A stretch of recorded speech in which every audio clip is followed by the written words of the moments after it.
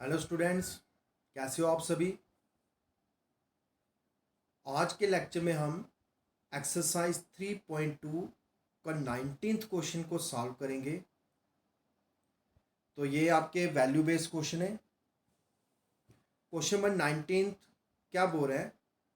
A trust fund has ₹30,000 that must be invested in two different types of bonds. कि एक trust के fund में 30,000 है और वो उसको दो टाइप्स ऑफ बॉन्ड में क्या करेंगे, इन्वेस्ट करेंगे। The first bond page 5% interest per year. पहला जो बॉन्ड है वो साल का 5% इंटरेस्ट पे करता है। And the second bond page 7% interest per year. और जो दूसरा बॉन्ड है वो एक साल पे 7% इंटरेस्ट जो है वो पे करता है। Using the matrix multiplication, determine how to divide 30,000 among two types of bonds if the trust fund must obtain an annual total interest of, पहला पार्ट आपको गिवन है 1800 और दूसरा पार्ट आपको क्या गिवन है 2000। ठीक है, तो हमने इस क्वेश्चन को सॉल्व करना है यूजिंग मैट्रिक्स मल्टीप्लिकेशन। ठीक है, अब देखो हम पहला केस लेंगे कि जब टोटल जो हमारे पास इंटरेस्ट होगा वो कितना होगा 1800। तो हम लेट करते the amount invested in first bond is ₹x। हमें नहीं पता हम कितने डिपॉजिट करा रहे हैं, लेकिन इतना हमें पता है कि टोटल कितना अमाउंट है 30,000 और हमने फर्स्ट बॉन्ड में कितना इन्वेस्ट किया ₹x। अब 30,000 में से अगर फर्स्ट बॉन्ड में मैंने ₹x डिपॉजिट करवाए, इन्वेस्ट किए, तो सेकंड बॉन्ड में कितने इन्वेस्ट होंगे? वो होंगे 30,000 माइनस x। जैसे सपोज अगर मैंने पहले में 5,000 जमा करवाए तो दूसरे में कितने होंगे? 30,000 में से 5,000 माइनस कर दो, पीछे कितने बचेंगे? 25,000। इसी तरह से अगर मैंने फर्स्ट बॉन्ड में ₹x इन्वेस्ट किए तो सेकंड में कितने होंगे? वो होंगे 30,000 माइनस x। अब उन्होंने क्या बोला? If the total annual interest is 1800, मतलब कि मुझे पूरे साल के बाद जो इंटरेस्ट मिलेगा वो कितना है 1800। तो हम क्या करेंगे, ये जो आपके दो बॉन्ड है, एक पहला बॉन्ड और एक दूसरा बॉन्ड, इसका एक अलग मैट्रिक्स बनाएंगे जिसका मैंने ऑर्डर क्या बनाया 1/2। देखो 1/2 में मतलब एक रो और दो कॉलम। तो पहली रो में मैंने कौन सा पहला एलिमेंट लिया जो हमने फर्स्ट बॉन्ड में किराया डिपॉजिट, वो कितना है x। और दूसरे में कितना है इन्वेस्ट किया 30,000 माइनस x। मल्टीप्लाई सेकंड जो मैट्रिक्स है उसमें मैं क्या लूँगा, जो वो हमें एनुअली इंटरेस्ट दे पे कर रहे। तो पहला बॉन्ड कितना इंटरेस्ट पे कर रहा है 5%, दूसरा बॉन्ड कितना कर रहा है 7%। तो मल्टीप्लाई 5% और 7%। अब देखो पहले मैट्रिक्स का मैंने ऑर्डर क्या लिया 1/2, दूसरे मैट्रिक्स का ऑर्डर में क्या लूँगा 2/1। ये चीज़ आपने याद रखनी है क्योंकि आंसर क्या आना चाहिए 1800, और 1800 अगर मैट्रिक्स में लिखोगे तो ऑर्डर क्या बनेगा 1/1। तो जब इन दोनों को मैं मल्टीप्लाई करूँगा, मल्टीप्लाई करने के बाद मेरा आंसर भी क्या आएगा 1/1 ही आएगा। तो जैसे मैं इसको सॉल्व करूँगा तो पहली रो को पहले कॉलम से, मल्टीप्लिकेशन का पता आपको कैसे मल्टीप्लाई करते हैं x multiply 5% plus 30,000 minus x multiply 7% is equal to 1800। तो ये कितना बनेगा 5x/100, को हटा के 100 का दिया, plus 7 multiply 30,000 minus x/100 is equal to 1800।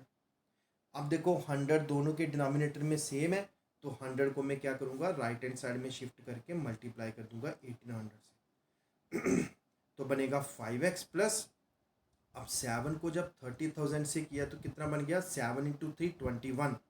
ठीक है, माइनस 7 इंटू एक्स कितना बनेगा 7x। तो 5x माइनस 7x कितना बनेगा -2x। ठीक, अब ये जो आपका 5x के साथ जो प्लस वाली टर्म है, जैसे मैं इसको राइट हैंड साइड में शिफ्ट करूंगा तो कितना बने, क्या बन जाएगा, माइनस का। ठीक है।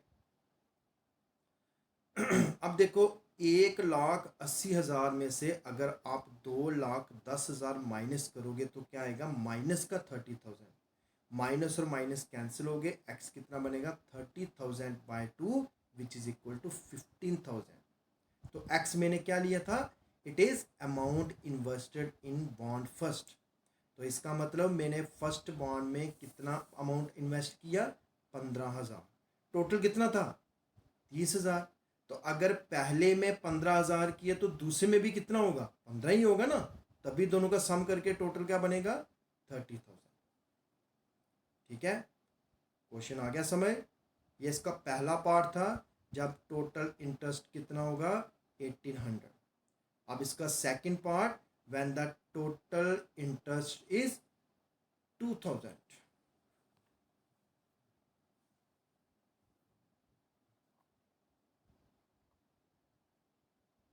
अब देखो सेकंड पार्ट। सेकंड पार्ट में इन्होंने क्या पूछा है, if the total annual interest is 2000। तो मैंने फर्स्ट बॉन्ड में कितना करवाया था, ₹x। सेकंड में कितना करवाया था, ₹30,000 माइनस एक्स। तो अब आप क्या करोगे, सेम जैसे पहले किया था, जो पहले बॉन्ड में करवाया और जो सेकंड बॉन्ड में करवाया उनको एक मैट्रिक्स में लो। ऑर्डर क्या बनेगा, 1/2 मल्टीप्लाई जो वो इंटरेस्ट पे कर रहे हैं आफ्टर 1 ईयर, वो कितना था, 5% एंड 7%।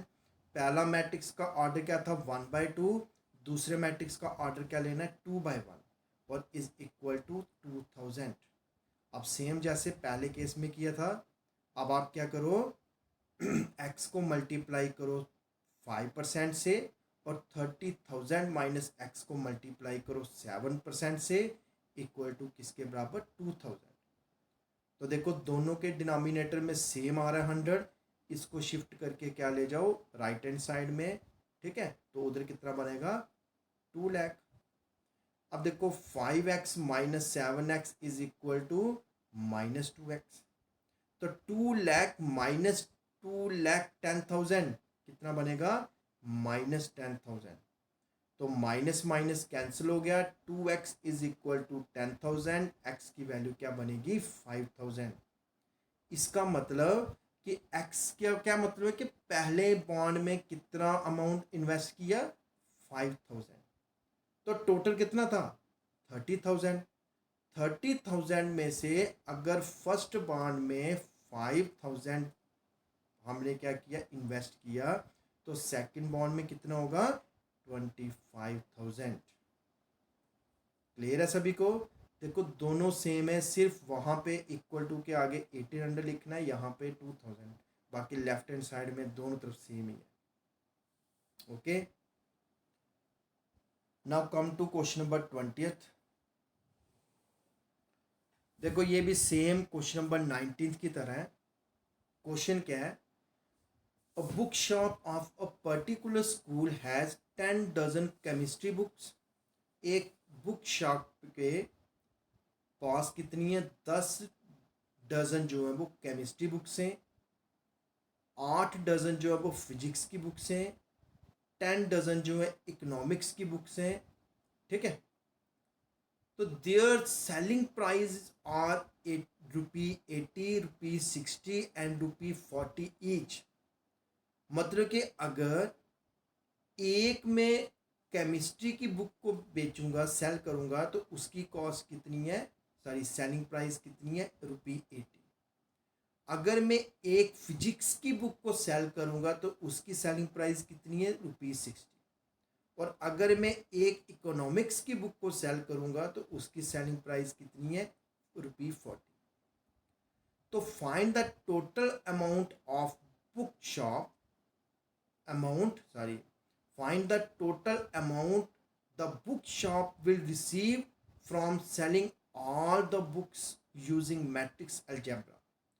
तो बोलता है कि अगर ये सारी बुक्स वो क्या कर दे, सेल कर दे, तो आफ्टर सेलिंग उसके पास टोटल कितना अमाउंट ऑफ मनी होगा, और ये आपने फाइंड करना है बट यूजिंग मैट्रिक्स अलजेब्रा।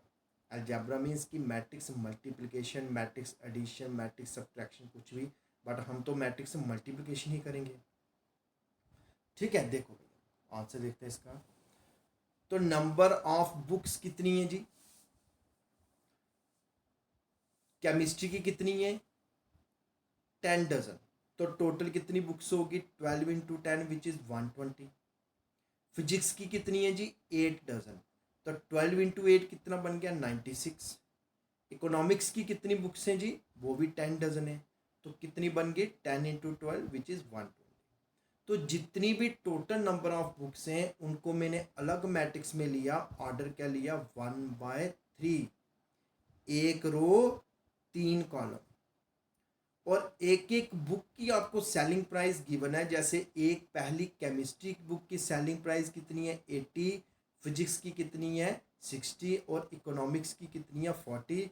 और इसको मैंने किस मैट्रिक्स में रखा, उल्टा उसका ऑर्डर कर दो, वो था 1/3, ये क्या बनेगा 3/1। ठीक है, और इक्वल टू बोलते कितना अमाउंट ऑफ मनी हमें रिसीव होगा, तो हमें नहीं पता कितना, हम उसको क्या ले लेते हैं एक्स के बराबर ले लेते हैं। अब आप क्या करोगे, इसको मल्टीप्लाई करोगे, 120 को जब मैं 80 से मल्टीप्लाई करूंगा, ठीक है, तो कितना बनेगा 9600, प्लस 96 को जब मैं 60 से मल्टीप्लाई करूंगा तो कितना बनेगा 5760, प्लस 120 को जब मैं 40 से मल्टीप्लाई करूंगा तो कितना बनेगा 4800। वो किसके बराबर है, एक्स के बराबर। तो जब मैंने इनको ऐड किया टोटल कितनी बुक्स बन गई कितना अमाउंट बना 20,160। ओके, अब आप आ जाओ क्वेश्चन नंबर 21 पे।